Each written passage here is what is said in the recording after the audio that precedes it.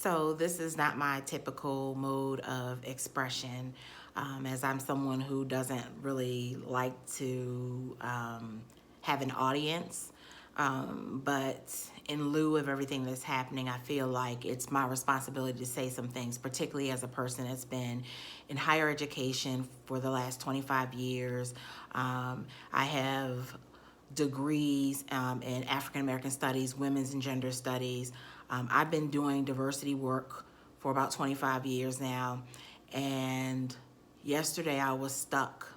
I felt like the undergraduate student again when the Rodney King beating took place, and how there was this silence, this massive silence that took place on our campus.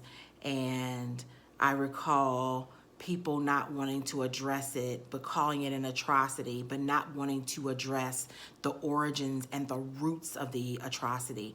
And so today I want to address it, and I think we're still missing the point. We continue to talk about anti-racism, and I know that is now the new coin term that people say.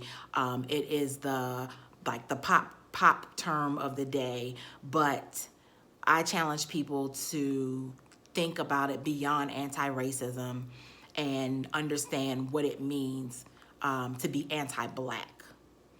And I say that because I've never met a person who was racist or someone that's articulated racist ideologies and didn't like other people of color, but like Black people. And I've never met people of color who didn't have challenges around Blackness as a politic. And I don't know of any nations that don't have consequences for people who are considered Black. And when I say Black, I mean it's something about the use of this term Black that is very unsettling. And so I encourage people to start calling this what it is, and it's anti-Blackness. This particular form of oppression is rooted in the desire to eliminate, exterminate, to silence Black people. And so if you want to be a part of this conversation, then I need you to be a part of this conversation. And I don't need you to co-opt the conversation and all of a sudden it's a conversation about people of color. We're not talking about people of color. We're talking about Black people today. We're not talking about other populations of underrepresented and marginalized folk. We're talking about Black people, and we need to stick to this subject, because part of the problem is we don't want to stick to the subject, and because we continue to circumvent it, we continue to come across this over and over and over again, because no one wants to deal with what has happened to Black people globally and what is happening to Black people in these, what we call United States. So let's think about erasing racism, erasing it, but let's also understand that racism is rooted in anti-Blackness.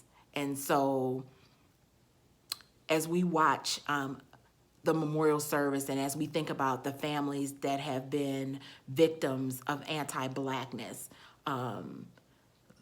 let's continue to call it what it is. And if you're uncomfortable, sit in it and keep sitting in it until you get comfortable with the notion that no one wants to be Black in this world. No one values Blackness.